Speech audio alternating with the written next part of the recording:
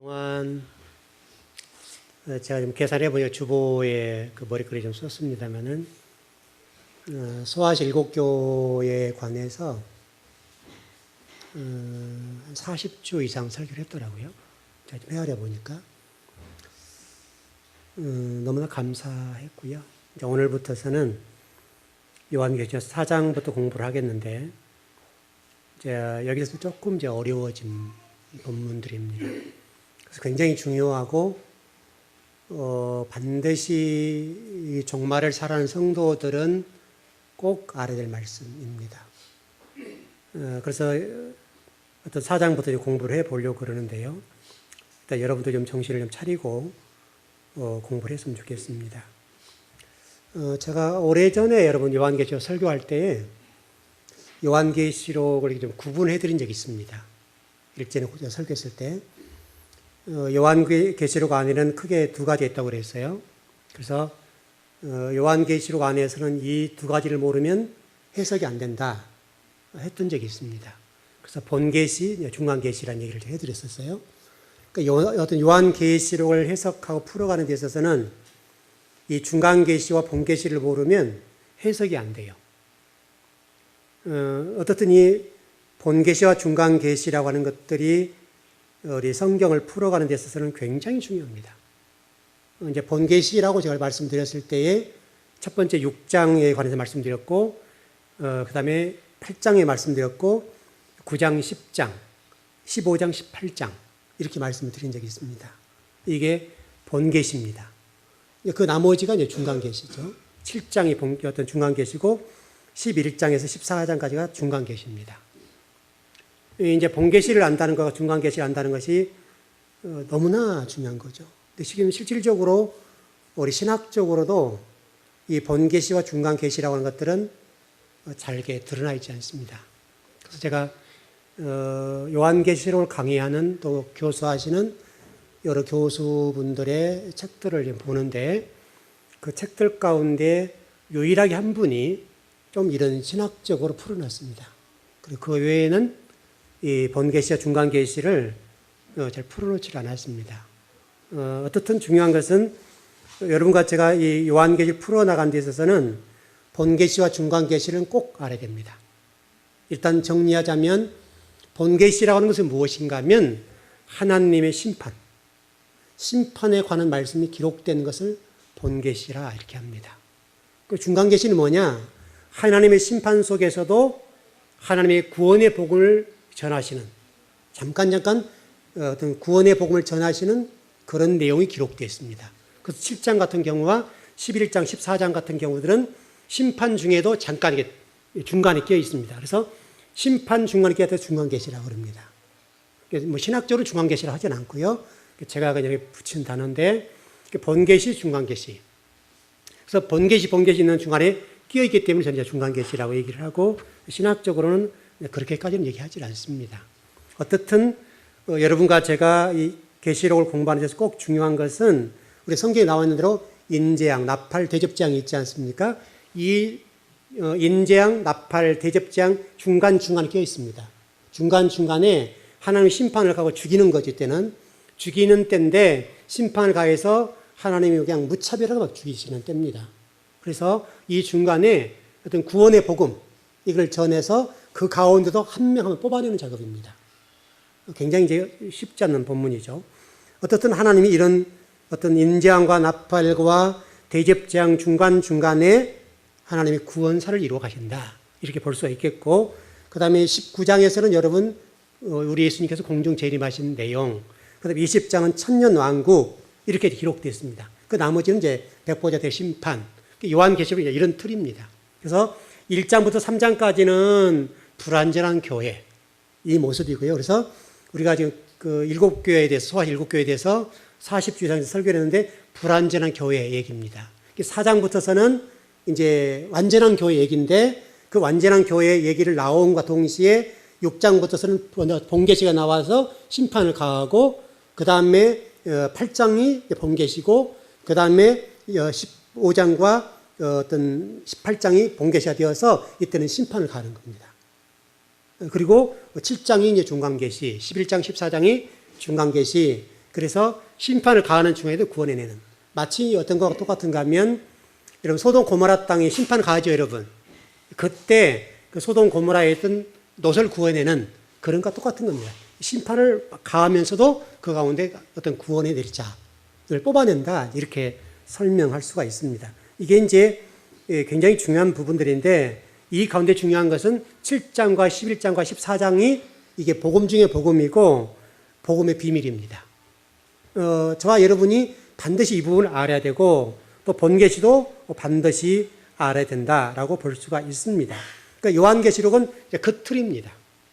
짤막하게 설명을 드렸습니다만은 불완전한 교회 1장부터 3장, 4장은 완전한 교회, 4장부터 완전한 교회 얘기입니다. 그 6장이 본계시, 그 다음에 8장이 본계시, 그 다음에 5장과 18장이 본계시, 그 나머지 8장과 7장과 그 다음에 11장에서 14장까지가 중간계시, 이렇게 정리가 되어 있습니다. 그리고 19장에는 여러분 금방 설명드렸던 것처럼 공중 재림하시는 것, 20장은 이제 우리 주님께서 천년왕국을 이루어지는 장면, 그 나머지는 백보자 대심판, 그리고 천국 가는 거, 이게 요한계시록의 큰 틀입니다.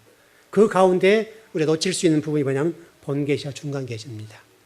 이 부분은 신학적으로도 굉장히 중요하고 꼭 알아야 됩니다. 이건 어떤 설교는 좀 신학적인 입장에 정리를 하려고 합니다. 제가 여러분 설명드렸던 부분은 이미 공부를 해드렸던 부분이니까 신학자들이 보는 관점에서 풀어가 보려고 합니다. 왜냐하면 이게 일반적인 부분이니까요. 어떻든 신학적으로는 1장부터 3장까지가 서론이라고 합니다. 서론적인 부분이고 4장부터서 16장까지는 본론 부분입니다. 그리고 그 나머지 부분은 이제 하나님의 어떤 구속사를 이루어가는 어떤 장면, 이렇게 볼 수가 있겠습니다. 한 가지 우리가 좀 유념할 것은 요한계시록 3장까지인데, 1장에 3장까지인데 이 불완전한 교회입니다. 불완전한 교회가 바로 우리 모습이거든요. 우리 모습 속에 불완전한 모습이 있다라고 하는 것이고, 4장부터 5장까지는 천상의 교회로서 완전한 교회, 이것을 보여줍니다. 그래서 4장부터 5장까지는 완전한 교회니까 저와 여러분이 불완전한 교회에서 완전한 교회로 나아가야 된다, 이걸 설명하는 거예요. 4장 5장이 중요하죠. 4장 5장은 저와 여러분이 어떻게 돼야 되는가를 설명하는 거니까. 그리고 그 나머지부터서는 심판을 가는 겁니다. 4장 5장이 어떤 천상의 교회의 모습을 보여주면서 우리들 얘기예요. 우리가 이렇게 가야 된다는 거예요. 이런 모습으로 가야 되겠고 그 나머지는 심판을 간다는 겁니다. 이게 지금 성경에 기록되는 아주 중요한 문제입니다. 6장부터 16장까지는 신학적으로는 어떤 심판과 어떤 구속의 파노라마, 이렇게 정리를 하고 있습니다. 어떤 신학자 입장에는 16장까지 보는 거예요. 저는 18장까지 보는 겁니다. 그것은 어떤 저의 견해고, 신학자들은 16장까지를 본계시, 이런 본론적인 부분으로 보고 있다, 이렇게 볼 수 있습니다. 그래서 어떤 6장에서 11장, 16장까지 이 내용들은 인재앙, 나팔, 대접장, 이런 쭉 시리즈로 되어 있습니다. 그래 어떤 정리를 하면 될 것 같고요. 그 나머지는 또 신학적으로는 삽입부, 이렇게 합니다. 저는 중간계시라고 얘기를 하고 다른 분들은 삽입부다. 그래서 6장 넘어가 7장이 삽입부가 되는 거죠. 그리고 11장에 14장까지가 삽입부. 내용은 똑같은 겁니다. 중간계시라는 문제와 삽입부로 보는 거. 그러니까 다시 설명하면 이렇게 되어 있습니다. 인재앙이 딱 오죠. 인재앙이 하나, 둘, 셋, 넷, 다섯, 여섯, 일곱, 이렇게 되죠. 일곱 딱 된 이 부분이 뭐냐면 이 중간계시입니다. 그 다음에 7개 딱 오는 순간 이게서 인재앙과 나팔재앙이 겹쳐갑니다. 겹쳐가는데 어떤 구속과 겹쳐가는 거예요. 그리고 하나, 둘, 셋, 넷, 다섯, 여섯, 일곱, 여기서 대접장이 갑니다. 근데 여기 대접장이 시작되기 전에 뭐가 있다고요? 우리 9월에 준 중간사. 이게 삽입부다. 그러니까 삽입부라고 하는 것은 어떤 재앙이 바뀌는 과정인데, 재앙이 바뀌는 그 과정 속에 잠깐 등장하는 거예요. 잠깐 등장하는 건데 이게 같이 겹쳐 있습니다. 이런 식입니다. 그것을 가르쳐서 삽입부라 이렇게 얘기하고, 저는 그것을 중간계시라 얘기한다. 어떤 이 삽입부가 굉장히 중요한 문제입니다. 왜냐하면 우리가 지금 이 하나님 심판을 가할 때, 이때 이제 이렇게 표현하면 될 것 같습니다. 우리 여러분 자녀 가운데 신앙생활을 잘했으면 좋겠는데 잘 안 하는 자녀들 있잖아요. 또 뭐 신랑 신부 마찬가지인데 복음을 들었을 거 아니에요. 근데 안 믿는 거예요. 안 믿는데 기도는 꾸준히 해왔죠. 꾸준히 해왔는데 그때 가니까 진짜 남편이 얘기했던 대로, 부모가 얘기했던 대로 자녀들이 느끼는 거예요. 또 남편이 이게 우리 마누라 이렇게 얘기했는데 맞네 이렇게 된 게 있죠. 그때 가서 맞네 그리고 회개하고 돌아온 사람들이 그때 있다 이거예요. 그래서 여러분이 기도를 꾸준하게 해야 되고 복음을 전해놔야 된다는 거예요. 왜냐하면 이 복음 구원이라고 하는 것은 쉽지 않죠. 쉽지 않은데 그때 잠깐 하나님이 구속의 은혜를 열어줄 때예요.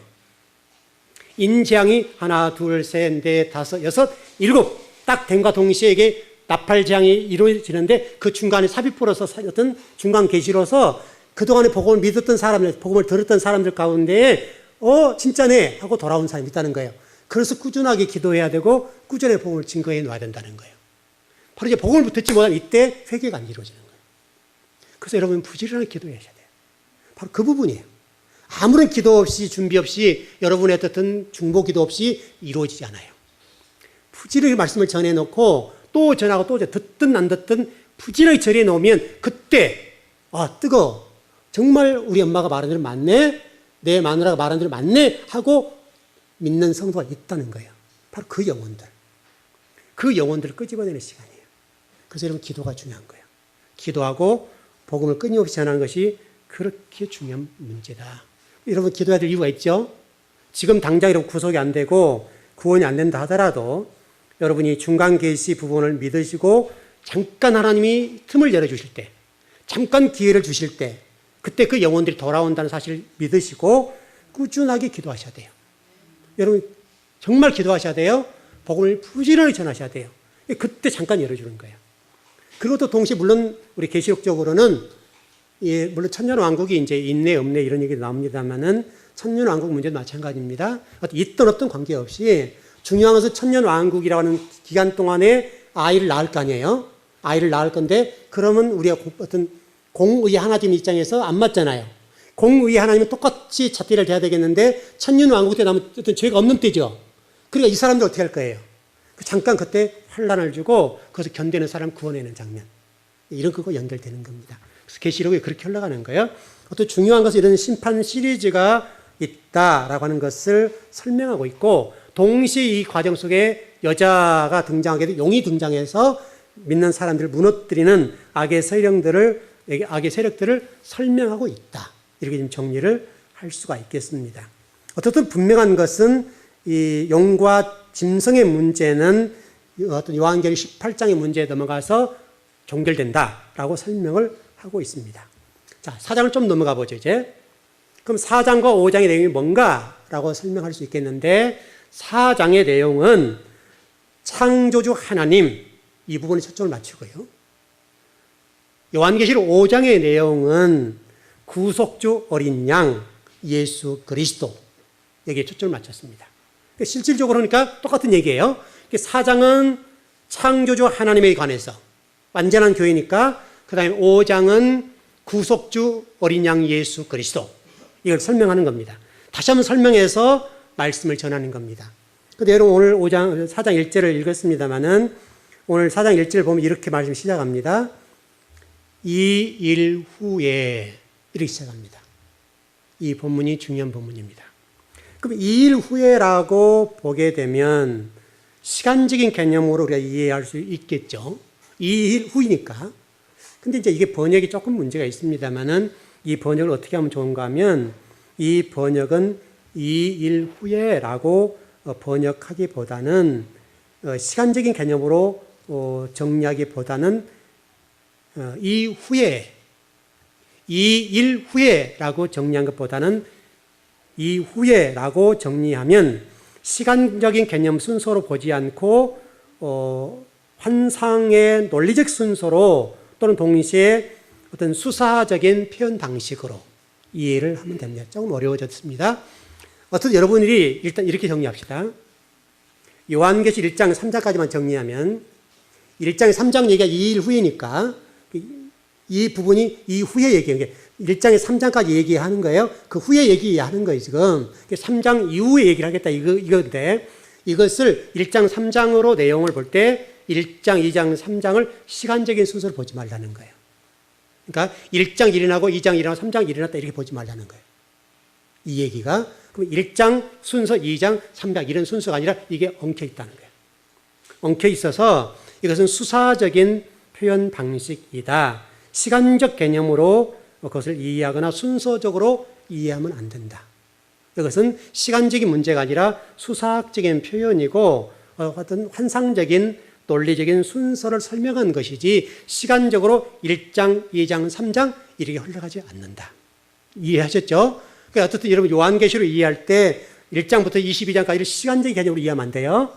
시간적인 개념으로 이렇게 순서적으로 이해하면 안 된다는 거예요. 일단 그렇게 하나 정리를 했으면 좋을 것 같습니다. 어떤 분명한 것은 바로 2일 후에라고 설명하면서 지금 뭘 말씀하는가 하면 제가 조금 전에 말씀드렸던 것처럼 천상의 교회, 완전한 교회 얘기했죠. 4장부터서 5장까지는 완전한 천상의 교회.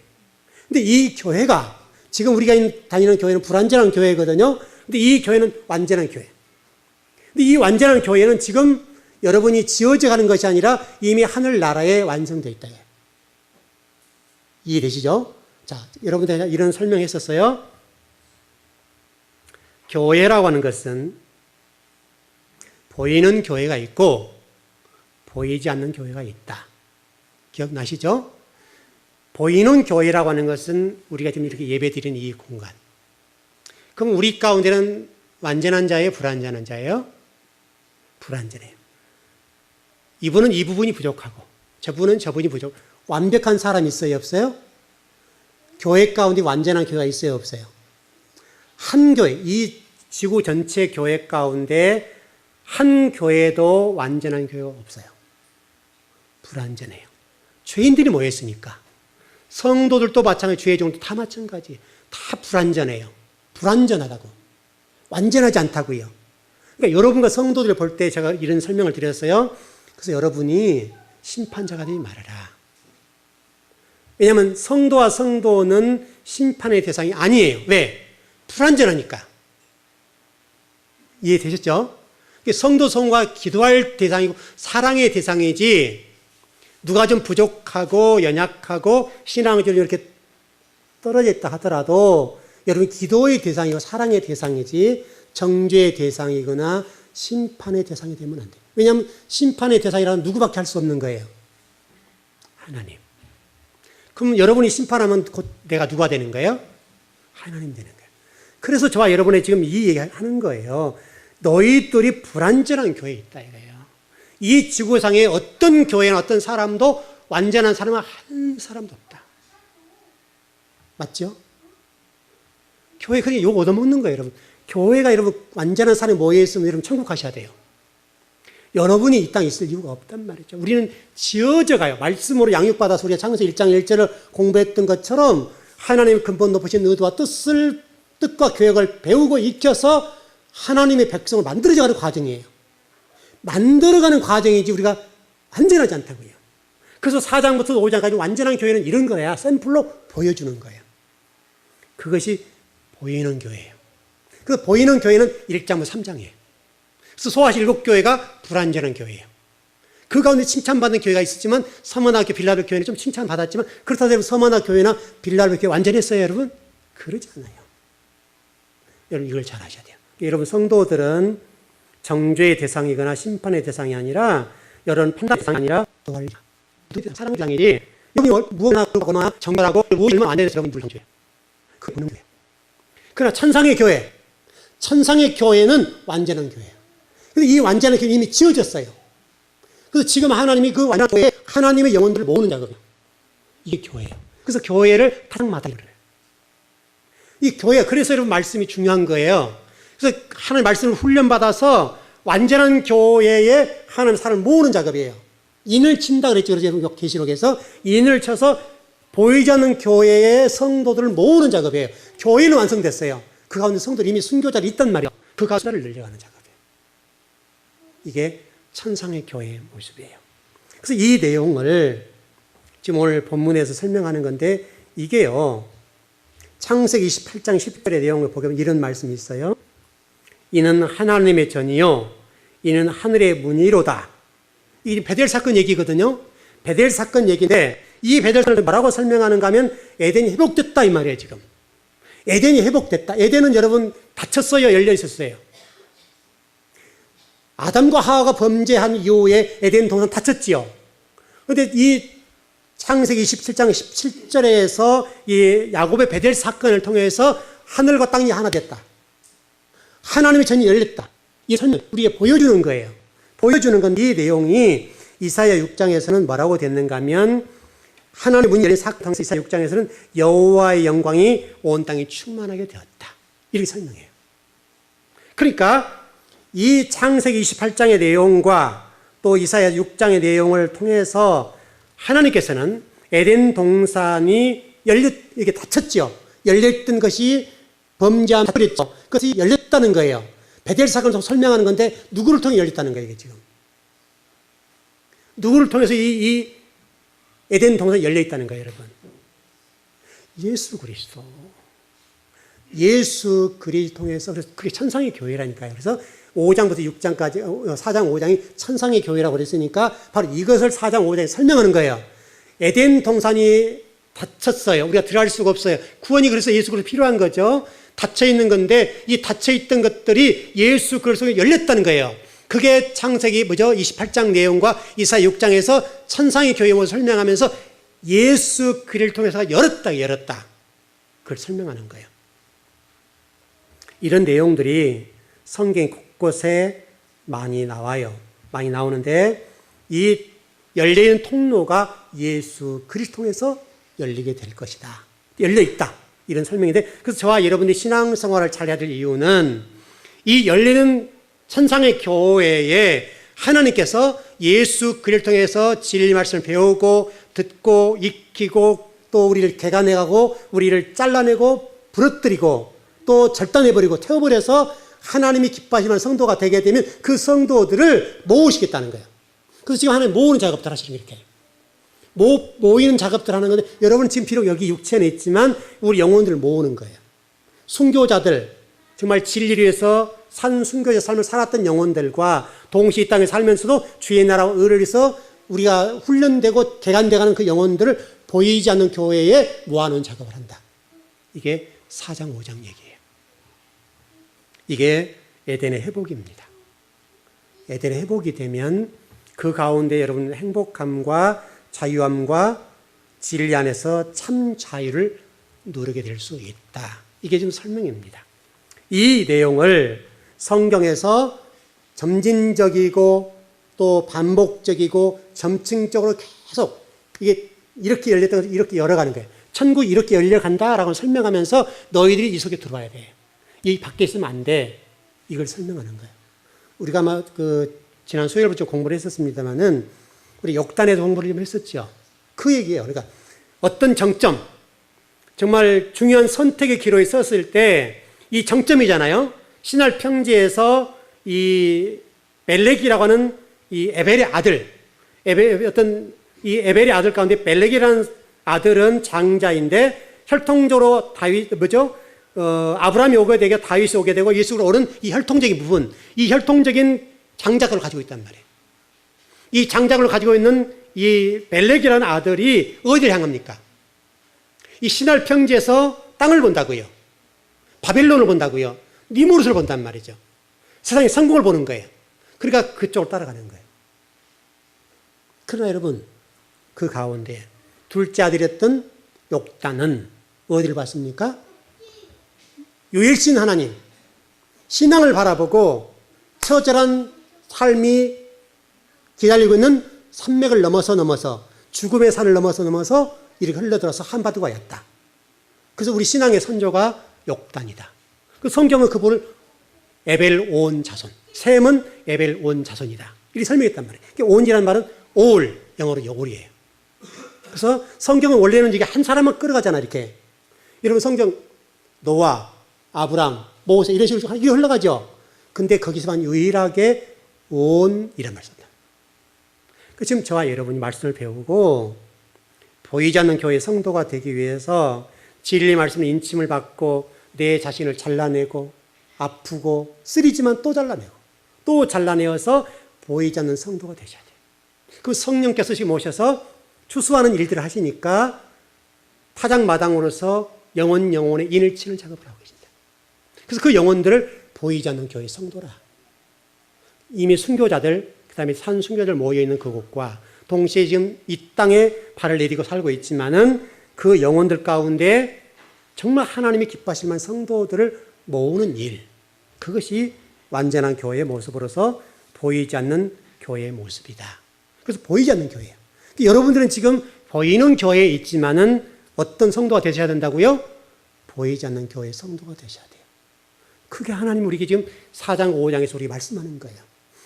저와 여러분이 4장과 5장에서 보이지 않는 교회의 성도가 되어서 바로 이 본계시나 또 동시에 중간계시가 올 때 우리는 진리 말씀대로 견뎌낼 수 있는 힘을 갖는 거예요. 한번 조금 이따 말씀드리겠습니다만은 여러분들은 예수를 믿으면 모든 일이 형통하던가요? 모든 일이 술술 풀리던가요, 여러분? 그러지 않아요. 이건 성경을 잘못 가르쳤던 이유 때문에 그런데 성경을 잘못 배워놓으니까 예수 믿으면 모든 것이 술술 풀어지고 모든 것이 순종하게 일이 된다.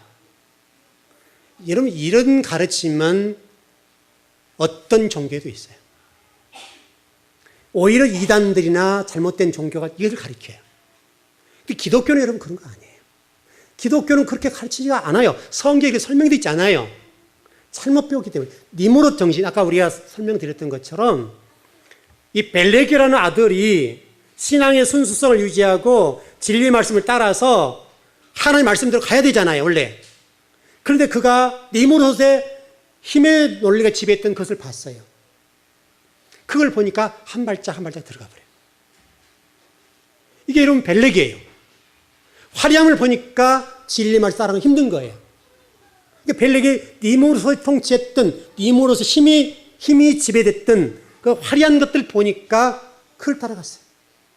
그래서 결국 그것이 바벨탑을 쌓는 탄초가 됐다고요.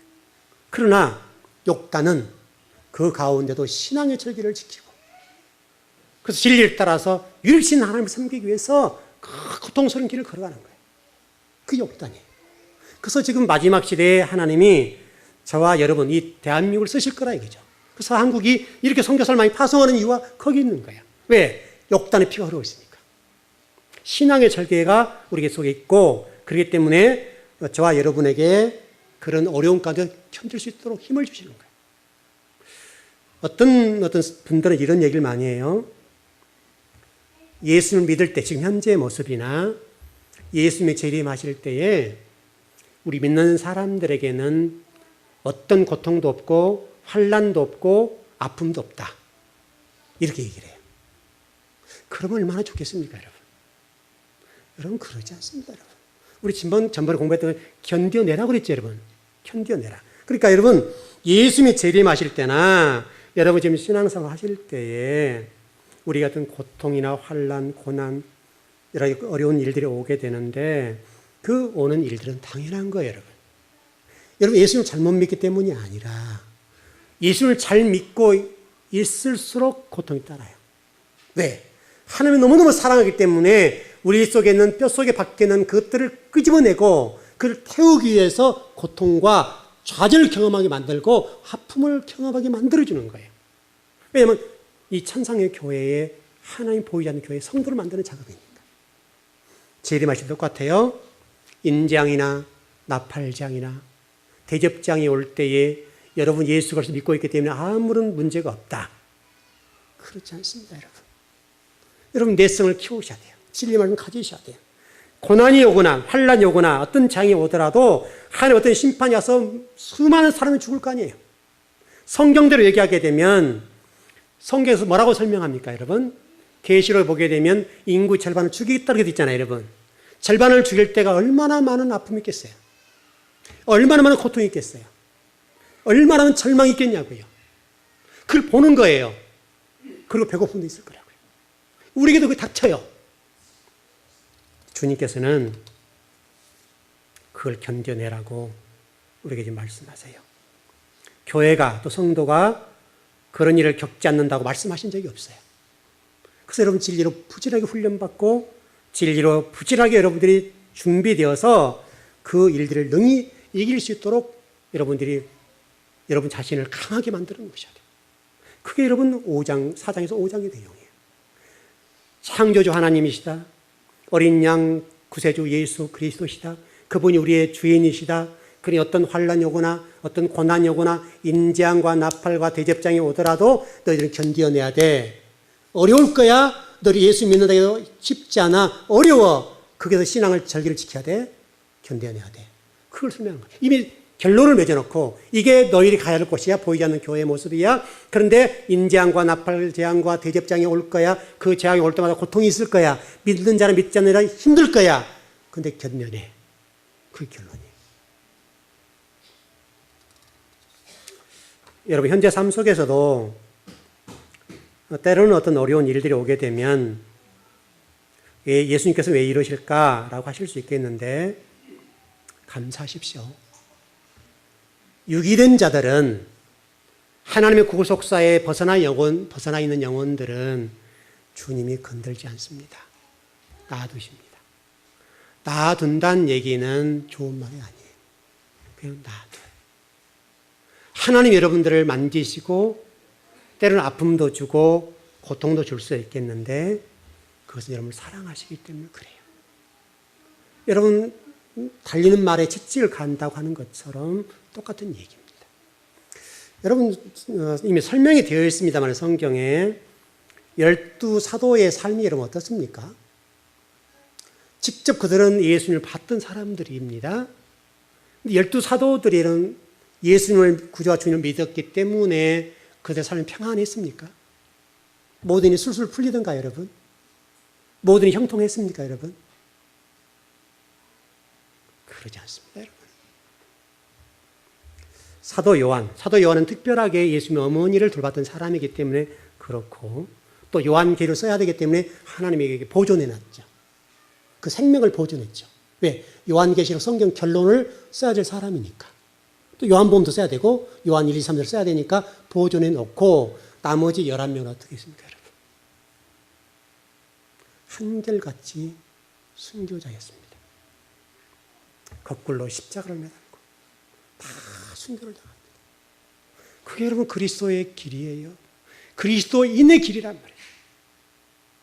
여러분 누가 성경을 가르칠 때에 예수님은 만사 형통하더라 이렇게 가르칩니까, 여러분? 이것은 완전히 니모롯 정신이잖아요. 완전히 이것은 바벨 정신이잖아요. 주님께서는 주님 제자를 통해 우리 말씀하셨잖아요. 예수님이 12사도의 길을 보면 알잖아요, 여러분. 12사도에 걸었던 그 길은 순교자의 길. 사도 바울은 어떻습니까, 여러분? 사도 바울을 여러분 보시게 되면 고린도전서 전후서나 이렇게 보게 되면요. 우리가 신앙생활하는 것은요. 명함 못 내밉니다. 사도 바울의 신앙의 길을 보면 우리는 명함도 못 내밀 거예요. 그런 죽을 고비와 배고픔과 서러움과 감옥의 갇힘과 뺨맞음과 파선당함과 얼마나 많은 죽을 고비를 넘기고 얼마나 많은 타장을 맞고 여러분 복음 전한다는 사실 때문에 맞는 거잖아요. 얼마나 똑똑하고 공부 많이 한 사람입니까? 얼마나 유능한 사람이냐고요. 여러분 신약의 서신서를 제가 공부해 볼수록요. 바울이 대단한 사람이에요. 대단한 사람. 지금 한국 신학이 굉장히 발전되어 있습니다만은 바울 신학을 지금도 못 따라오는 거예요. 2000년 전에 기록한 바울 서신의 신학을 따라오지 못하는 거예요. 지금도. 서구 신학을 따라옵니까, 여러분? 2000년에 바울이 그 정도 실력이 있었어요. 근데 여러분 바울이 그렇게 고통을 겪고 그렇게 매연을 받고 죽음의 고비와 감옥의 갇힘과 파선당함과 배고픔과 여러분 그것이 그리스도인의 길인 거예요.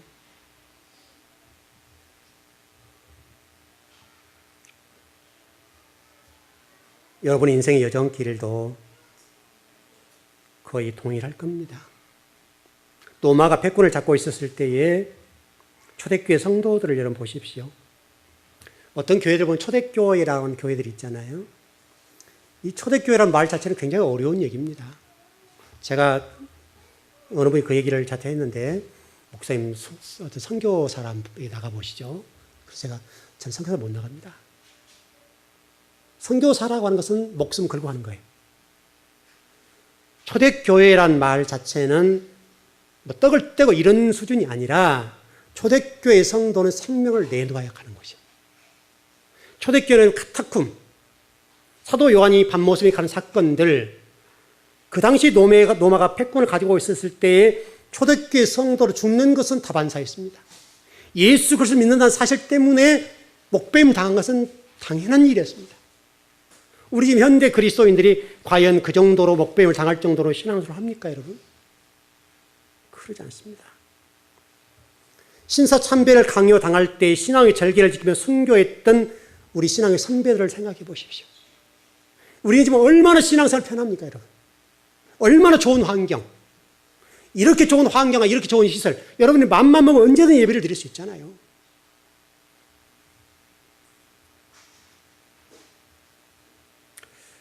여러분, 교회와 우리 성도들이 솔직히 하나님 나라와 의를 위해서 뭐 환난과 핍박을 당하는 일이 얼마나 있습니까?